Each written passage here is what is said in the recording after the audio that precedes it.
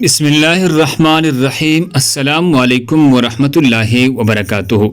ناظرین گرامی، صدقہ کی فضیلت۔ رسول اللہ صلی اللہ علیہ وسلم نے فرمایا، جس نے پاک کمائی سے ایک کھجور کے برابر صدقہ کیا تو اللہ تعالیٰ اس کو اپنے دائیں ہاتھ میں لے لیتا ہے، اور اللہ جل شانہ صرف پاک کمائی کو قبول کرتا ہے، پھر اس کو خیرات کرنے والے کے لیے پالتا رہتا ہے۔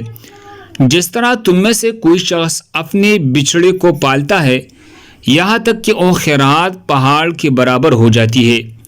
صحیح بخاری حدیث نمبر 1336۔ اللہ ہم سب کو اس پر عمل کرنے کی توفیق عطا فرمائے۔ دوسرے مسلمانوں کے فائدے کے لیے آگے ضرور شیئر کریں۔ جزاکم اللہ۔